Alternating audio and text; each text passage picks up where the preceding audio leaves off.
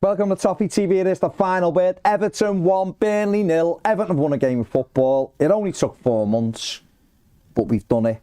And, like every single home win Everton have had since the beginning of last season, we did it to 0. Because we've never won a home game when the opposition has scored. I thought you were going to say, there you go, we got a home win and then they immediately took the points off us. No, they give us 2 days to just bask. In fact, you know what? We didn't even get 2 full days. We got like 47 hours. I thought less than that, 44 you were going to hours. say, where did the Burnley points, Ped? We won the game. 2 of them have gone missing. And that's it. We won the game, and there you go. As Ped's just alluded to, we now know 2 of those points that we got on Saturday have gone. I like to think of it as one was the Crystal Palace draw, because that was rubbish. And another one was the Sheffield United draw, because that was rubbish. They just took them off. Yes, those 2 games. We got the win, but we got the win. That's safe. Well, if you look at the league table now, basically we've got 27 points, which equals our 9 victories. It's just they took the 8 draws we've had off us. Fair play. Fair play to them. They're always coming up. Prep that. Oh, that's really good. No, just thinking. But they're always coming up with innovative ways, the Premier League, to try and keep it interesting. Maybe that's the way they want to go. Only wins count. Fair play. Throughout the US fans. No draws. No ties. We don't do ties. No. Very much like that's the last 5 minutes of every game when you knew no one wins, no one gets any points at all. Yeah. Only wins get your points. There you go. Like only wins get your points. Yeah. Fair play. We did win the game. It wasn't Ped, the quality of the game was not tremendous, was it? Can you use that game and the word quality in the same sentence? Well, I just have. I'm looking at pedal now. I've never known a game where people left the stadium after winning feeling worse than what they walked in. Genuinely. I know. You don't leave straight away, do you? No, I don't know. Yeah. No. So neither do I. So you're standing there by your seat and people walk past and they look as miserable as they would. The Luton game burst a lot of people's balloons. Yeah. No, it was well done, Luke. It was a poor game that Everton managed to get 3 points in. Now that's a lot better than a lot of poor games I've seen this season where Everton didn't manage to get the points in. But I do think that performance has scared a few people because Burnley are not a good side. They don't score goals, and we scored from a touch of luck, but good closing down. But it could go anywhere, couldn't it? And with playing a team that are not a good side with 10 men for that long, I'm not, having a couple of moments, but not really having a go at them. But listen, Sean Dyche said that he manufactured a horrible win, and you know what? The man is true to his word. He absolutely did manufacture a horrible win. So fair play. But he has all by design. He has a number of games this season manufactured a horrible, ugly defeat as well. Yeah. You know what I mean? It's not like we've suddenly said, let's stop playing lovely football and because we're not getting our just rewards. Let's just be a bit route one, a bit huff and puff, and there you go, we got the point, which is the message he tried to project. But that would have required us to have changed our approach. It didn't look that much different, did it? But there was no difference because that's how we play. And right. Burnley fans will be used to that being not this season or not last season under Vincent Kompany, but under, obviously he had Sean Dyche for a number of years, will know that kind of performance eked out important results for them. And I did find it a bit mad that he said we designed the game to be ugly. Goodison, I can't get behind that, but I can fully get behind us winning. And that's what he did. He achieved. That's all that matters. He got exactly in it. Listen, I was one of the ones, Ped, I was more worried at 5 o'clock than I was at 3. Honestly, I sat down at 3 and thought, we'll beat this. And I thought, even though I like the way Burnley tried, I mean, the arsing about with it at the back when you're not very good, I still find you can accept that in August. Yeah. When you need September. Things. But anyway, it is what it is. But we talked about how they play out the back. It's down the middle as well. So it's often the keeper playing it straight to a player coming in. But that's what got them caught. It's not even width. Got them caught 3 times. He did. I mean, he got 1 block on him. And he just shrugged. The goalie wasn't fussed. I know, but that's because he's doing as he's told. They're being told to keep doing it and keep doing it. It was just the ball for the goal, and we'll come on to it, was a risky thing to say the least. But I mean, John, when me and Ped done the preview last week, I spoke about the need to come out and engage the fans immediately. Bit of intensity let's try to get them on the back foot early on. And the crowd done their part, the 1878, the flags, Goodison looked great. Yeah. In obviously the sun. And I would go in the match when it wasn't pissing down, was a novelty.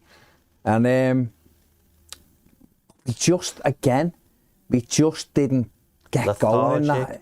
Slow. Yeah, we started eased ourselves. Well, we chased a little bit for about 90 seconds, 2 minutes, and then that sort of went. It's that I found this trait with Everton over the last 7-8 years, that we start off with something, and if it doesn't sort of work in the first 3 or 4 minutes, it's like they abandon it and go, won't do that. The best teams do, and to be fair to Burnley, whether you agree with it or you don't, they still just carried on doing what they were doing all day, didn't they? The way company does it. But I'd just like Everton to be a little bit more intense and attacking than what we are, because I think that would then ignite Goodison Park in the ways that we're used to over the. And I think what we will need for the next for the remaining 4 home games, because let's be honest, that's going to determine our fate in this league. Totally, but it's almost, maybe it's me, an inferiority complex. We're playing Burnley, we beat them twice, but let's play in a certain way that mitigates them being able to do anything. But they didn't try to do anything. They play tidy football in the sense they got a couple of guys with pace, but it's all unforced error type stuff that they play off. But never did I think we were going for it, so to speak.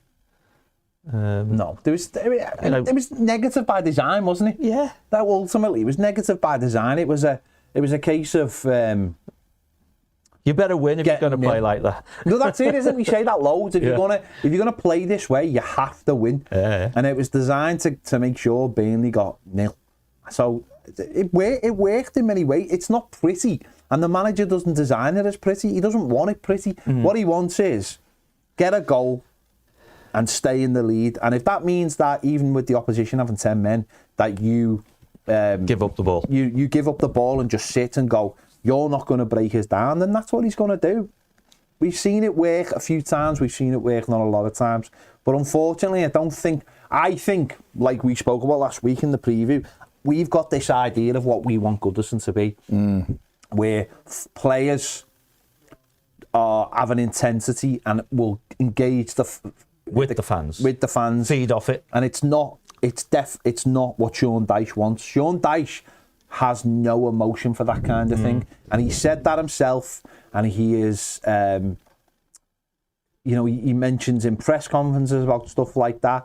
He's talked, we know like things like in the past where people have wanted like the bus welcomes and things like that. He doesn't get involved in any of that kind of stuff. He's not interested in any of that stuff. He just goes for the game plan, and in his eyes, it worked 100% on Saturday without any doubt whatsoever. Yeah, well, I was just looking at something, and it's the same or different, right? Because you talk about doing things by design, and I remember going to Old Trafford when we played Man United, and we all knew how we should have played, right? And we didn't, yeah? And this was in the paper this morning about yesterday's game. Like just about every other team worth its salt across England and Europe, they know how to play United. Let them have the ball in their own half. Don't press them over enthusiastically. And then just wait. And wait. Because eventually, United will give it to you, and then you're in business. And we rocked up to Old Trafford, played straight into their hands, right? So whether that's been a bit scary for him, I don't know. But I think it's a bit actually just trying stuff, because whatever we've been doing hasn't been working. And we got it this time. Bit of luck, yeah, but it was decent pressing and so on. What I would say is... And we had penalties. Just to give some credit to Sean Dyche, maybe Sean Dyche should say, you could replace that article, replace Manchester United with Burnley. Allow Burnley to have the ball, and they'll give it back to you. Yeah. Rather than chasing around after them like lunatics. You just wait. And a lot of teams will probably say this about Everton at different stages. Yeah. You just wait, and they will give you the ball back. Totally agree, mate. Yeah. Totally agree. And one of the problems we have is we put pressure on ourselves. We panic a little bit, so the ball gets moved around a bit haphazardly and too quickly. When if you did design it to be ugly, if the definition of ugly is just let them have the ball, we've got the 4th best defence in the league for a reason. Got England's number 1 with more clean sheets than blah, blah, blah. And wait for the chances and then trigger and go, right? But it's the trigger and go bit that doesn't happen, isn't it? That's it, isn't it? Ultimately. That was... a lack of quality. And don't forget, we were missing Idrissa and Amadou and Arnold as well. So. It's the wide areas where Everton are short. And totally. Again, at the weekend, Dwight McNeil didn't have a very good game at all. At the moment, his confidence looks low because his natural instinct is to take the ball back towards our goal. It's not to go the other way. Ashley Young, again, slows everything down. I actually thought Seamus did all right because he kept trying to overlap. But Ashley Young is safe. Does that get reflected in your match analysis, Seamus? Yeah. No, I don't think somebody said you were very harsh on him. They're a liar. Seamus and... He'll be watching. Good. I hope he watches. Seamus and Ashley Young, Ashley Young was there by design, wasn't he? He's a defensive right midfielder. He was there by design. Don't give him too much of the ball. And then break on them. But it's you know what? It's not even. I was looking on Saturday. Your expectations are too high. That's the problem. They probably are. They're far too high. They probably are. You expect Everton to come and entertain people at Goodison Park. What I expect is when we get the ball in wide areas, we run towards where the goal is. Yeah. But we don't. Our wide men come the other way. We always go backwards. Even our throw-ins are low. I think I'll revise my thinking on throw-ins with Everton, because when we try to throw it forward to one of our players, we just give it away. So we are better so if you're watching, just keep throwing it 70 yards back into the goalie, because anything else you give the ball away. Clearly no work done on throw-ins. But I'd just like us, in those moments that we decide we're attacking, to just go and do it. We've seen Dwight McNeil in a better vein of form get his head down, just go and just run at people. Yeah. And right now he ain't doing it. No. So it's either the manager has beaten it out of him and he's not allowed to do it, or his confidence is not allowing him to do it. He had a couple of runs where he carried the ball though, didn't he? Below me, not in the first half. He had the one where he had one in the first few minutes that he just over it. Yeah.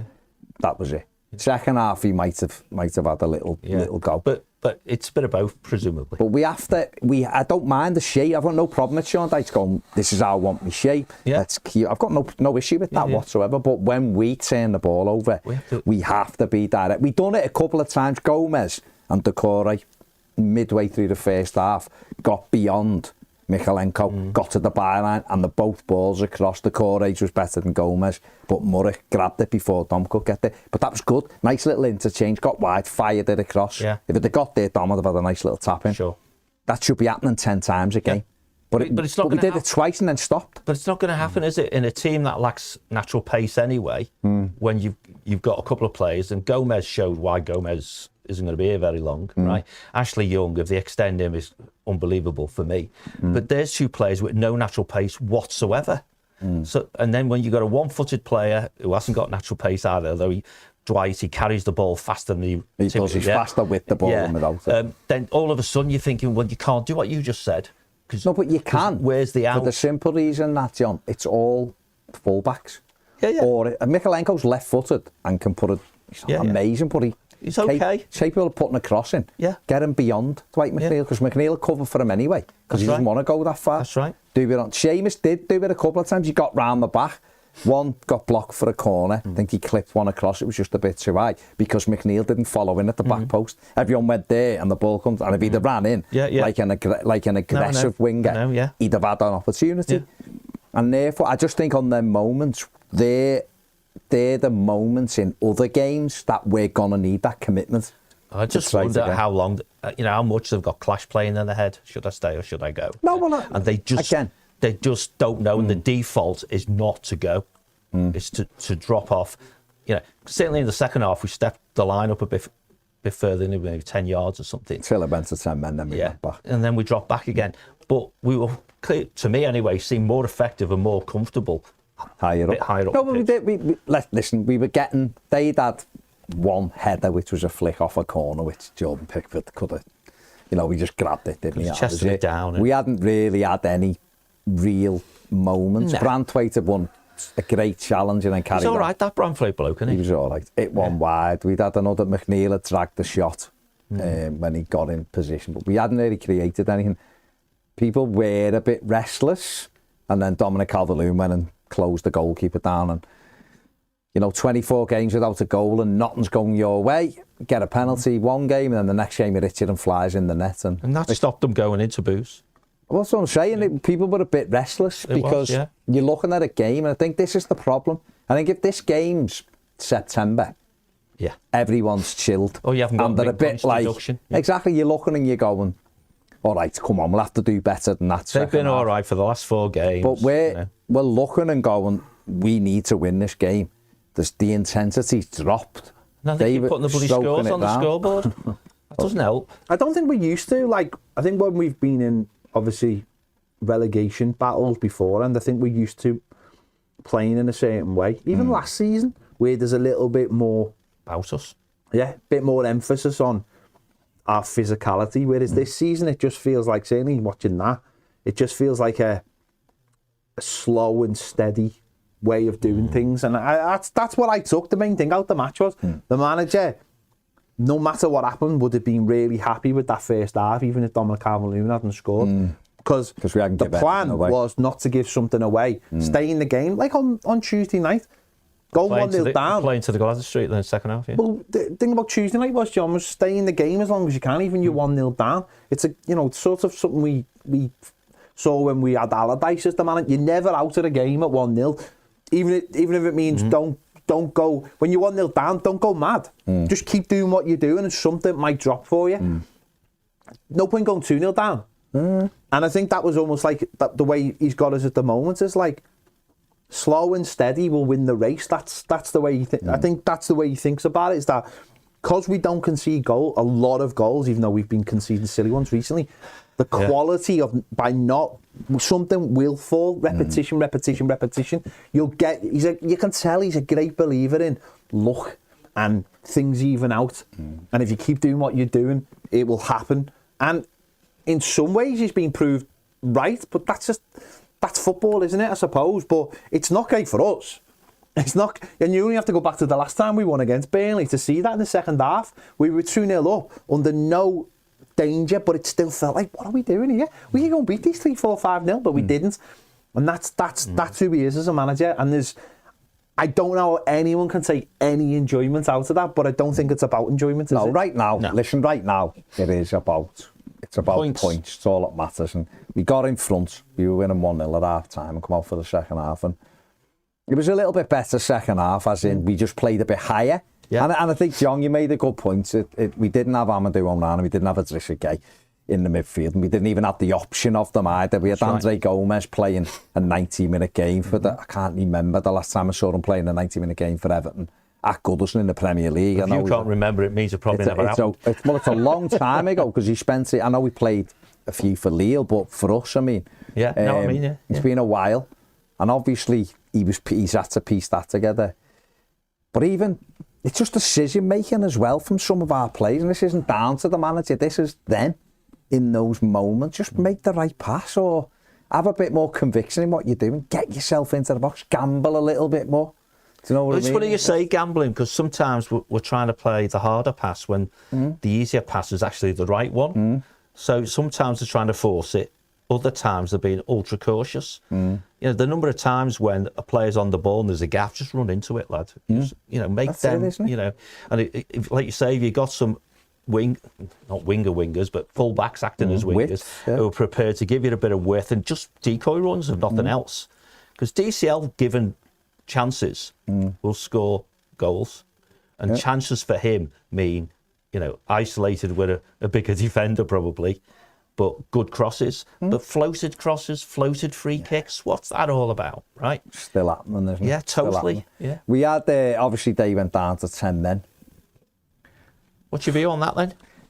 I'll be honest, at first, because the ball goes forward and you're in the moments in the game, you just think McNeil's in and he was the last man. And obviously you've got people around me and people and saying it's a bad tackle. That's why, because the referee, Michael Oliver didn't have a good, we'll go on to. He had a Michael Oliver game. But he went straight for a red card immediately and he had a good view of it. I've seen it again, and one of the angles, it's a bad tackle. The lad it's a high, straight leg into McNeil's leg. Could have broke his leg. It was a bad challenge. It was. That's a tick, send off. But he couldn't have... Last man, Dwight wasn't going to get the ball.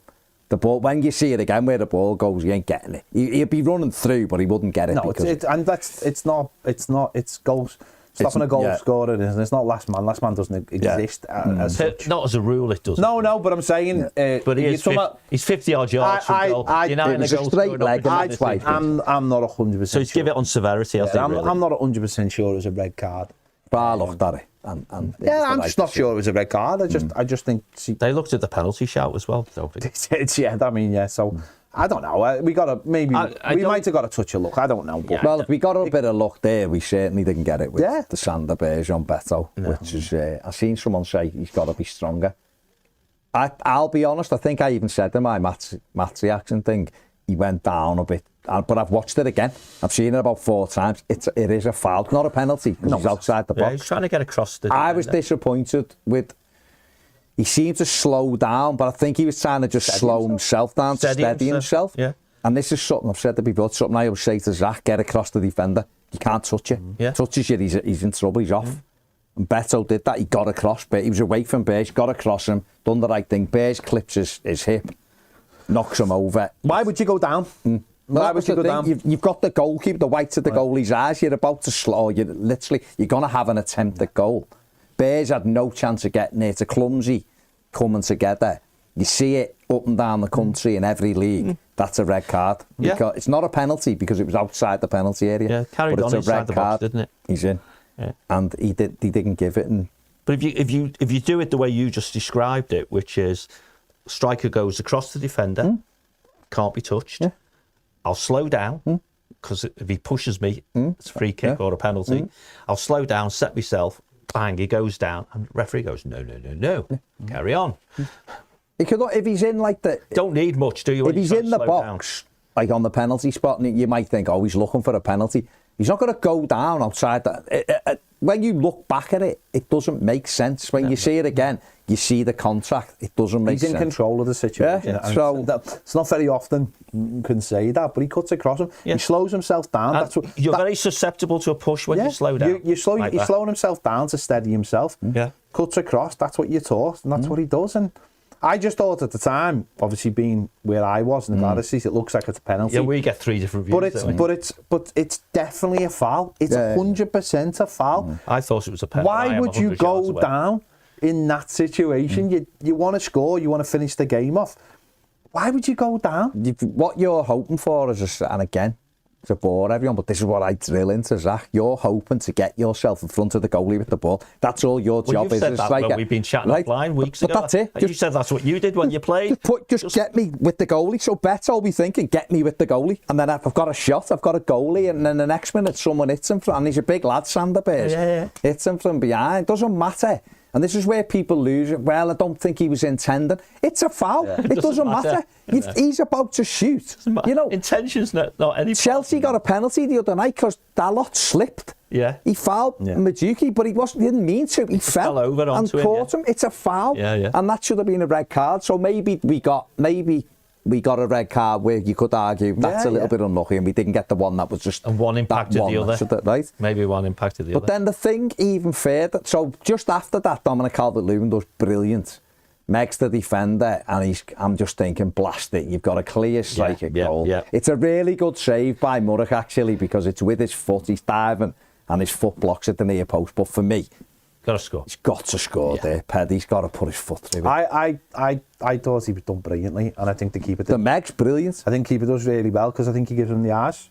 I think he's diving one way. I'm going hard and high. I think he's diving one way and he gives him the eyes and he just catches it with his feet. I thought he done brilliantly. Okay, fair play. Keepers save things. Fair play. I did say it was a good save, but for me, I don't think you're being overcritical on DCL. No, it's got to be hard and high for me. Yeah. Hard and high for me there.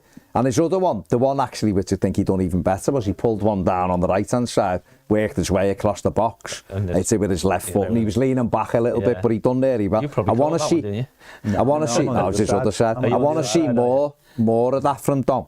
I thought he had a great game. No, he did play well. I thought he had a great game. But I want to see more of that. I've seen criticism of it again, and I just find it mad. I find it how some of our players get away with absolute murder. Some of them get clapped for running round, and players who are actually good get told that they're championship players. It's crazy. You mean Dwight McNeil? It's crazy. Your mate Dwight. Is that what you mean? Yeah, well, no, but it's not that.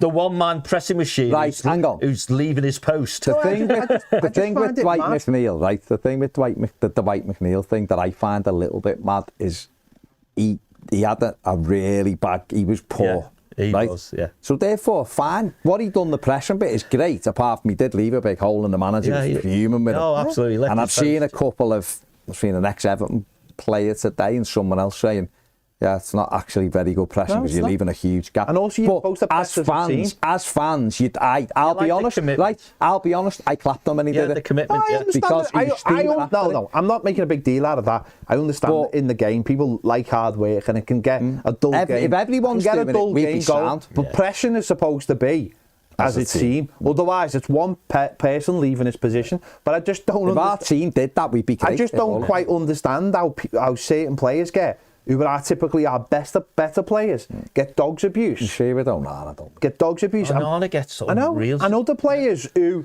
might be in a bad run of form or whatever, he's a championship player. I thought Dom showed why he's a better striker than Beto on Saturday, because he looked like he was in control of every situation he had.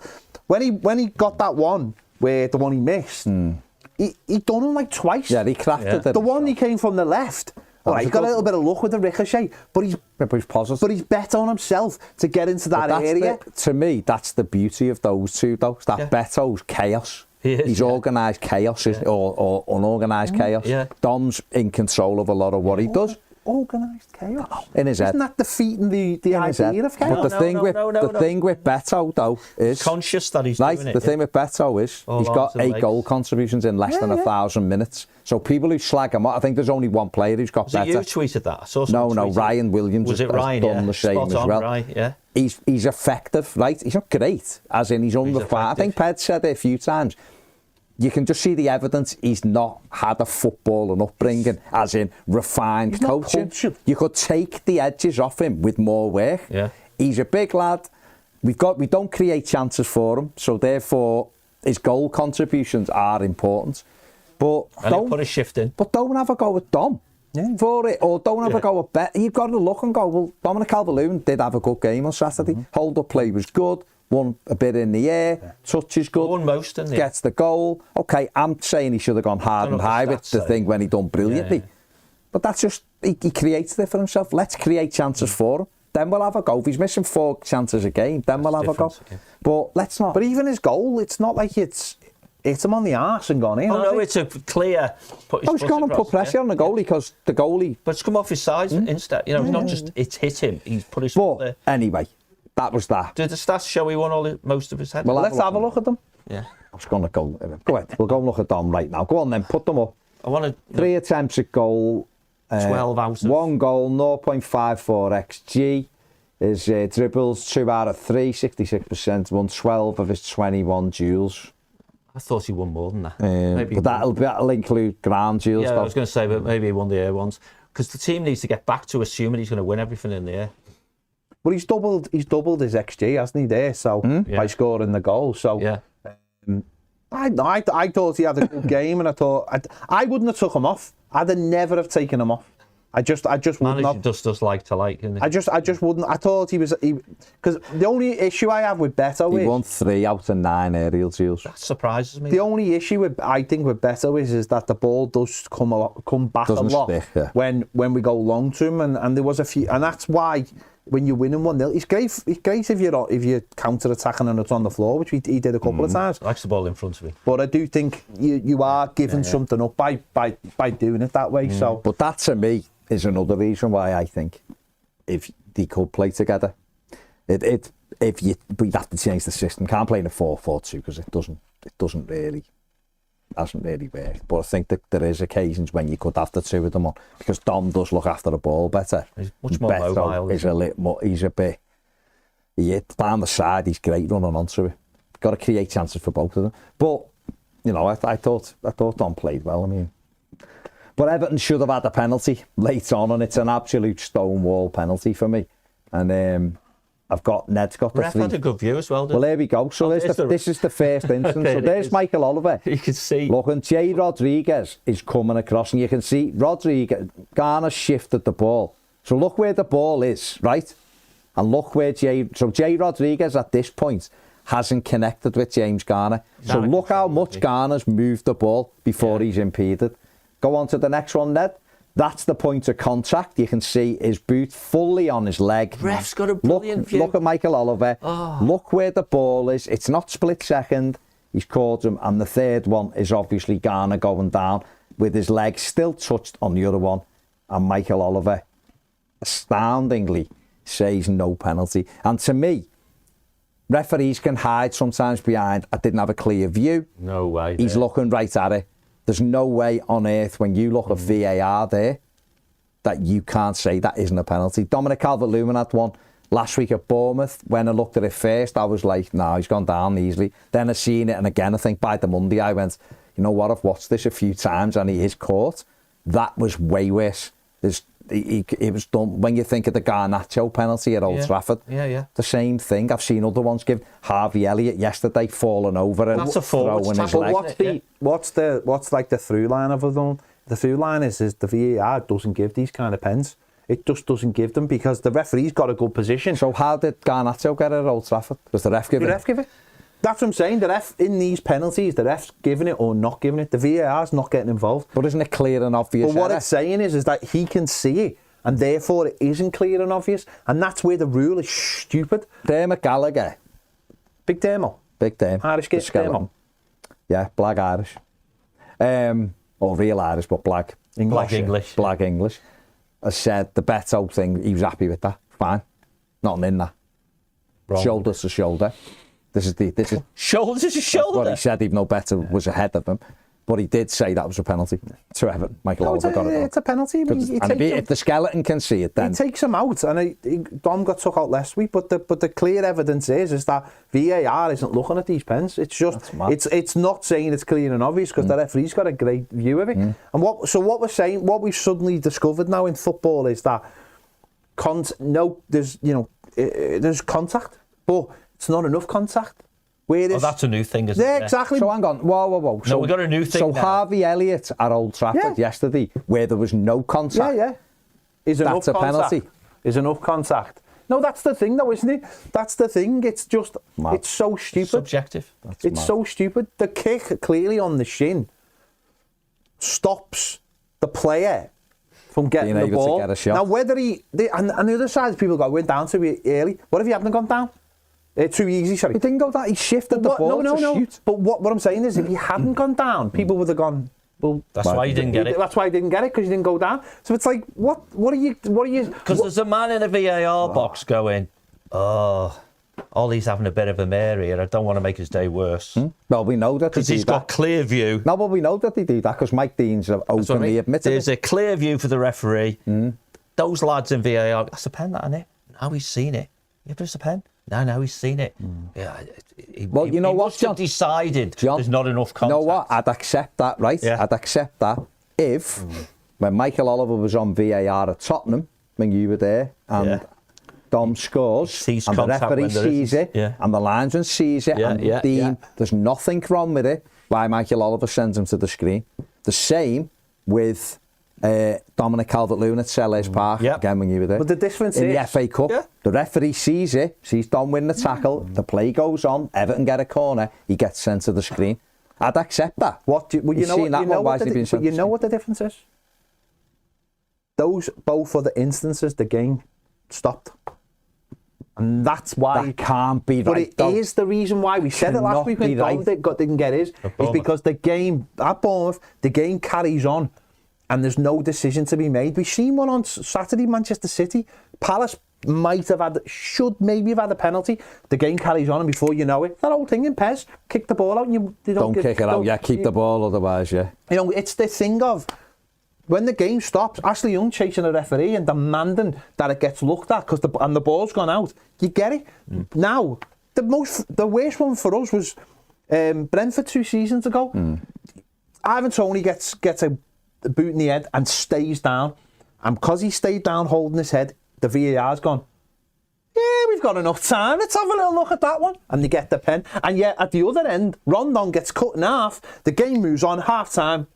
Penalty? No. No, it should be a penalty. Well, he did say it should have been a penalty. Because the game, they just never look... Until VAR gets to the right decision and not clear and obvious, that's where, for me, is the issue.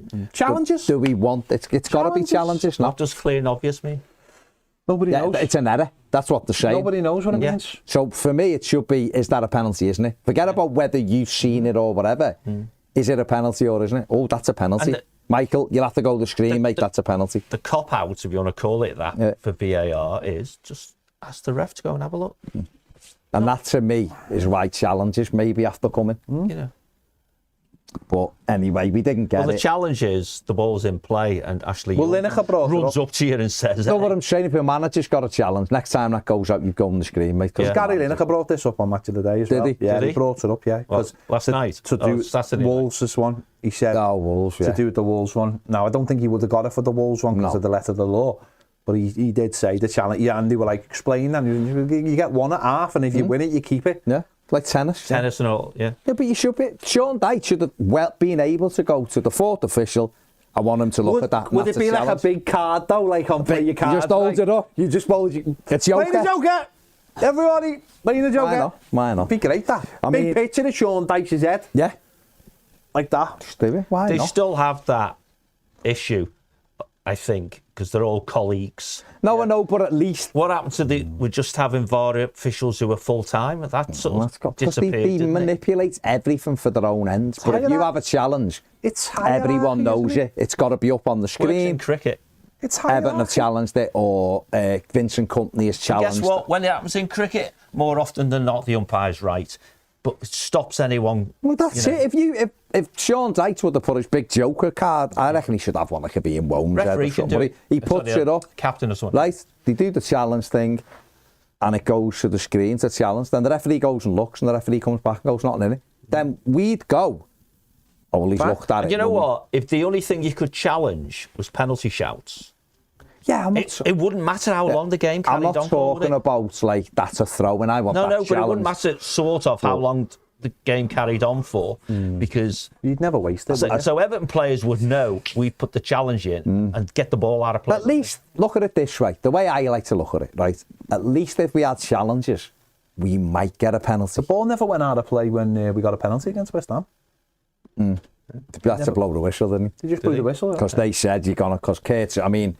literally the worst thing that should never have needed a challenge. Yeah, exactly. Kurt Zouma going like that with the ball. Still, the ref didn't give it. It still had to go to a screen. But that may be past their threshold for a clear and obvious error. Possibly. Listen, the only time I was... But there was 2 moments all day when I was nervous. One, 26 seconds after Josh Brownhill come on and he had a shot on the turn, which I was right behind it and Pickford just went... And you know when you see a goalie go like that and you think, shit. If that's and it just dipped away.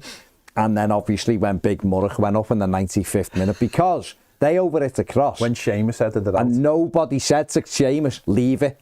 Blind, yeah. And I don't think he's deaf.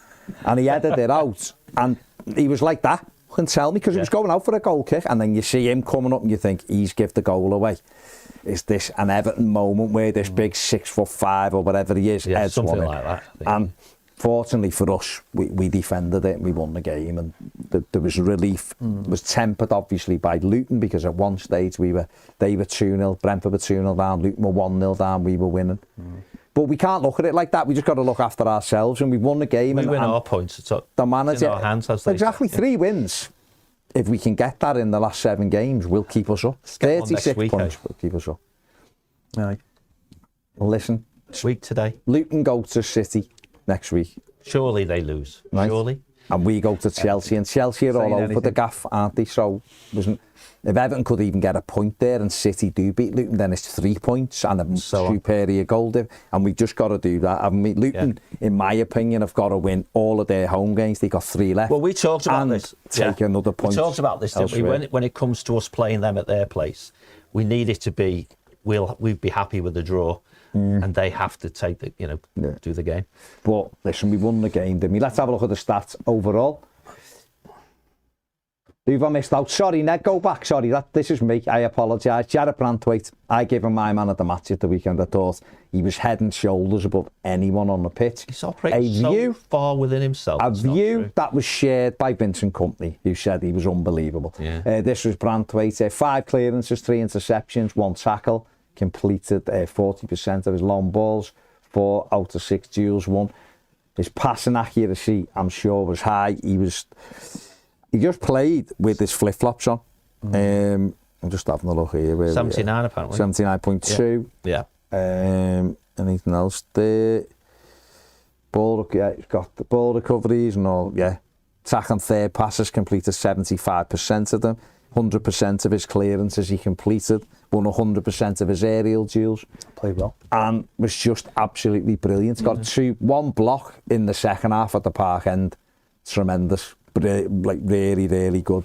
Reacted, was alive to it. And Kompany said after the game, I can't even have a go at my strikers because every time they'd done something, he was there. Get a shot in, he was just there in the way. He went, you have to hold your hands up sometimes and go, he was exceptional. He said he was. And he is an exceptional footballer, Pet. Yeah, he had one little moment in the first half, but he doesn't let it get to him, does he? No, that's the point though. He knows he's good enough, and he knows he's very, very calm, and he just plays the game like he's been playing it for years and years and years. And even afterwards, he did the interview afterwards. His interview was good, wasn't it? He's just dead calm and dead calculated, and just you can tell he's destined for big things. Well, they were asking him about those big things this summer, weren't they? Then he said, "No, I'm just worried about Everton at the moment. It's nothing else." Let's have a look at the overall match stats. Possession sweet spot, eh? From the game. Exactly. There you go. Everton 1, Burnley 0. 12 shots to 6 for Everton. 3 on target for the Blues. 1 for Burnley. 1 big chance for Everton, which wasn't the goal. And a 37% sweet spot on the possession gives Everton their first victory in 4 months. 4th home victory of the season. 3 to go. Come on, Everton. 3 more wins. Undefeated. 2 undefeated, Facts. 4 points in a week. Facts. Go to Chelsea and the 30-year wait for a win there would be nice. But yeah, listen, in my opinion, if we could win, I know it's a big ask, but if we could win three games, more. I think we'd be fine with that. I think that'd be us. Even with this latest points deduction, who knows whether we'll get any back. We won't. But hey, there you go. We will appear. Right, let us know what you think in the comments section below. Give the video a thumbs up, subscribe if you haven't. We're carrying on Premier now, answering the questions. Not revealing, we'll be revealing anything. We've done the revealing for today. It was the 2 points before, but let us know what you think in the comments section below. If you want to subscribe to Premier, where there's no adverts on any podcasts or videos, the link is in the description. The QR code is on the screen now. See you later.